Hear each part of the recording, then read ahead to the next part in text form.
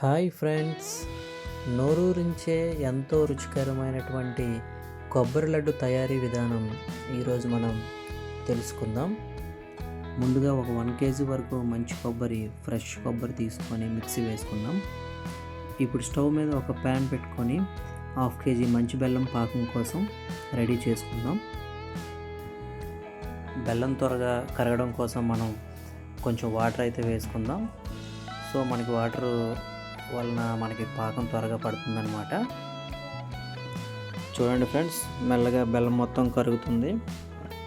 చూడండి ఫ్రెండ్స్, బాగా చిక్కగా చాలా బాగా తయారవుతుంది పాకం మొత్తం. ఆల్మోస్ట్ మనకి పాకం మొత్తం రెడీ అయిపోవచ్చింది. ఇప్పుడు కొబ్బరి లడ్డూలోకి అవిసె గింజలు, అలాగే వేరుశనగ పలుకులు తీసుకుంటున్నామండి. రెండింటిని దోరగా వేయించి పక్కన పెట్టుకుంటున్నాము. పాకం అయితే రెడీ అయిపోయింది. ఇప్పుడు మనం పక్కన పెట్టుకున్న కొబ్బరిని పాకంలో వేసుకుని బాగా కలుపుకుందాం. ఫ్రెండ్స్, అవిసె గింజలు, గ్రౌండ్ నట్స్, బాదం మనకి మరింత పుష్టినిస్తాయి, రక్తహీనతను కూడా తగ్గిస్తాయి. ఇప్పుడైతే మనం దోరగా వేయించుకున్న వేరుశనగ పలుకులు పోటు తీసి పక్కన పెట్టుకుందాం. ఇప్పుడు గుప్పెడు బాదం పప్పులు తీసుకొని నేతితో కొంచెం దోరగా వేయించుకొని, ఇప్పుడైతే మొత్తం 3 అవిసె గింజలు, వేరుశనగ పలుకులు, బాదం పప్పులు మిక్సీ వేసుకొని పౌడర్ లాగా చేసుకుందాం. ముందుగా అవిసె గింజల పౌడర్ని పాకంలో కలిపేసాము.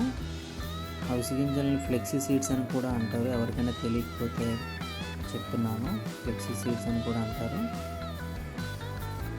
ఇప్పుడైతే బాదపప్పులు, వేరుశనగ పలుకులను మిక్సీ వేసుకొని ఆ పౌడర్ను కూడా ఈ పాకంతో పాటు కలుపుకుంటే